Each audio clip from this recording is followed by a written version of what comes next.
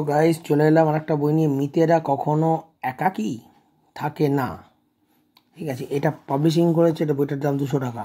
তো বইটা এখন কিন্তু নতুন নতুন সব বই বেরোচ্ছে। এটা পাবলিশিংটা একটু দেখি। জয় ঢাক, ভৌতিক অলৌকিক, অভিশপ্ত কার্পেট, হত্যা প্রাসাদ, মিতেরা কখনো একাকী থাকে না, সেরাফির প্রত্যাবর্তন, চিত্রগুপ্তের খাতা, হীরামবাগ টিলা, 37 অজানা রহস্য, 37 নম্বর হচ্ছে অজানা রহস্য, জঙ্গল অ্যাডভেঞ্চার, কাঙ্গা, ওয়াইল্ড ওয়েস্ট, সবুজ তীর, জাদু ডাক্তারের অভিশাপ। তো মূল কাহিনী দ্য রাগ, ভাষান্তর অরিন্দম দেবনাথ। তো জয় ঢাক গ্রাফিক্স নোভেল। তো এটা প্রকাশ করেছে বইমেলাতেই জানুয়ারি 2025-এ। ঠিক আছে, এই বইটা এটি গা ছমছমে গল্প।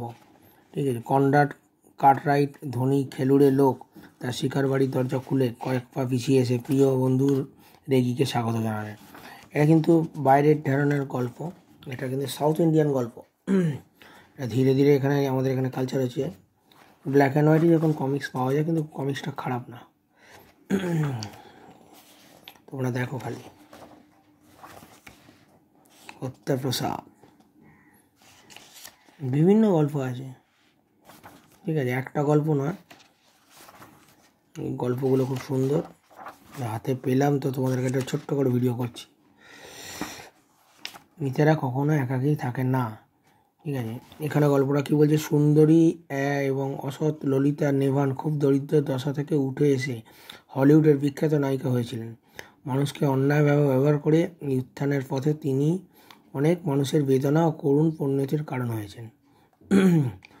স্যার টেরান্স অসউইন নামে এক ধনী ইংরেজ একবার আমার আমেরিকা সফরকালে ললিতার জালে ফাঁসেন এবং তাকে বিয়ে করে ইংল্যান্ডের নিজের পূর্বপুরুষের দুর্গে নিয়ে আসেন।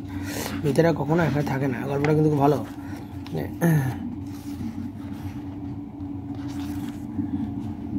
হরর বুকস, যাই হোক, হরর গ্রাফিক, সরফের প্রত্যাবর্তন,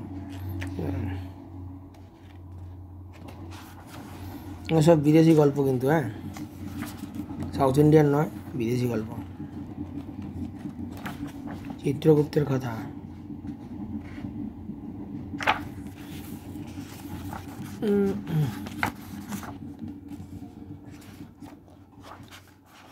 সবুজ তীর, মূল কাহিনী গ্রিন অ্যাডোয়েট in trader in death. Actual সবই গ্রাফিক্স নোভেলগুলোকে এরা এখন, যদু ডাক্তারের অভিশাপ, সব গ্রাফিক্স নোভেলগুলোকে এরা নিয়ে চলে আসছে। জয় ঢাক থেকে দেখো অজানা রহস্য, এই কালারটা করলে, ভেতরটা করলে খুব ভালো হতো।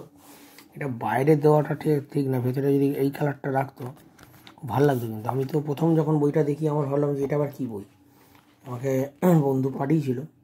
তো ছোট্ট করে একটা ভিডিও করলাম, কেমন লাগে জানিও।